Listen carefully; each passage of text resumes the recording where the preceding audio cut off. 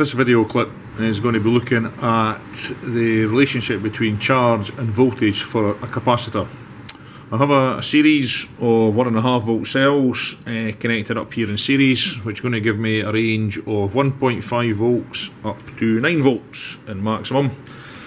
The capacitor is actually the small silver cylinder you see connected between the crook clips there, and I'm going to be able to measure the charge it holds for each voltage using what they call a coulometer. So I'm going to take the leads off the capacitor, connect it to the red and black terminals you see there, and I'm going to get a value for charge. Now it's going to be in nanocoulombs. Right? Every answer you're going to see here is in nanocoulombs. So first one is going to just be using 1.5 volts. So I'm going to connect my capacitor to the 1.5 volt cell. It won't take very long to charge up. I only use 1.5 volts, and then if I disconnect it and connect it to the coulometer, we can see that I get a reading in this case of 60 nanocoulombs. So for 1.5 volts we got 60 nanocoulombs. So I've charged that up now using 3 volts. We'll get the reading on the coulometer again, and this time we'll get a reading of 117 nanocoulombs. Next one along, so this is for 4.5 volts,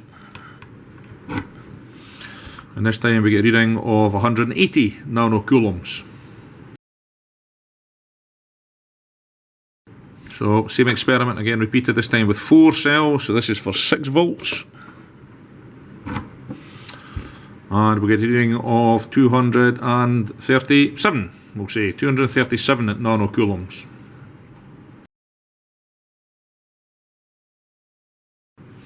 So this time we've used 5 of the 1.5 volt cells, so this is for 7.5 volts.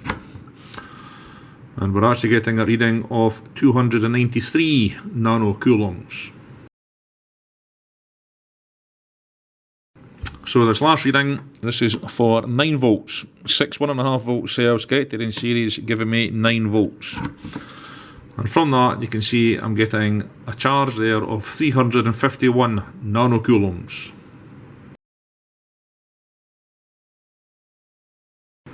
Now I want to draw your attention to the number at the very top you can see there, 39N.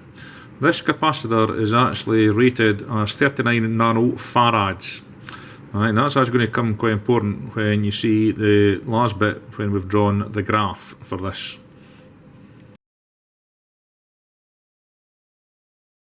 So, quick reminder of the results we got.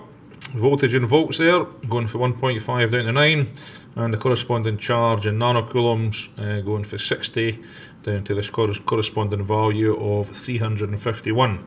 Now if we go and plot that in a graph, remembering that what we change should go along the x-axis, so that was the voltage in volts, and then going up the y-axis then that would be charge in nanocoulombs, we do actually get a lovely straight line.